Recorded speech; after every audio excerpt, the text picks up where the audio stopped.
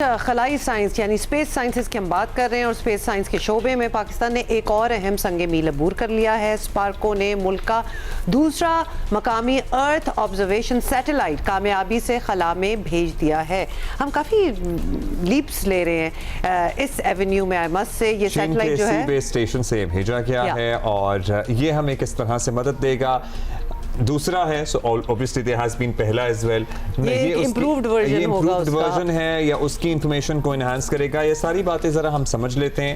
ہمارے ساتھ مہمان موجود ہیں شہنیرہ طارق صاحبہ، ڈیپٹی چیف مینیجر سپارکو۔ بہت شکریہ آپ کا شہنیرہ صاحبہ for being with us۔ ہمیں ذرا سمجھائیے یہ earth observatory satellite what function does it serve?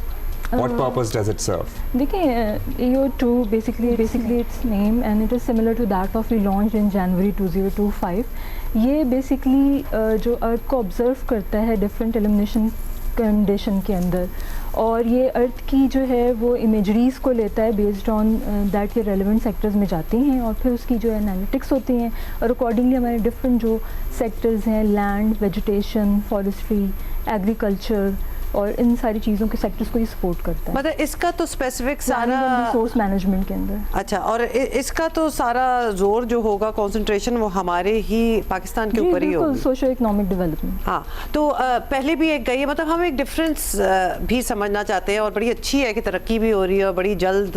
پہلے دیر واز اے ٹائم جب ہم یہ شوز وغیرہ کرتے تھے، اسپارکو سے کوئی بات چیت بھی نہیں ہوتی تھی، کوئی آتا بھی نہیں تھا اور ہمیں پتہ بھی نہیں تھا کہ پاکستان کی کتنی ایڈوانسمنٹس ہیں۔ اب it has been a regular feature and of course لوگوں کا ایک انٹرسٹ بھی ہے، تو every time something new comes up, اس میں کیا جدت ہوتی ہے، کیا نئی چیز ہوتی ہے؟ دیکھیں یہ بالکل جس طرح آپ نے بھی کہا کہ یہ ہمارا second indigenously developed electro optical satellite ہے اور ہمارا ارتھ آبزرویشن کی فلیٹ کے اندر 6 نمبر اس کا آتا ہے۔ Already we have launch multiple satellites. تو بیسکلی ہماری ایک سسٹمیٹک اپروچ ہے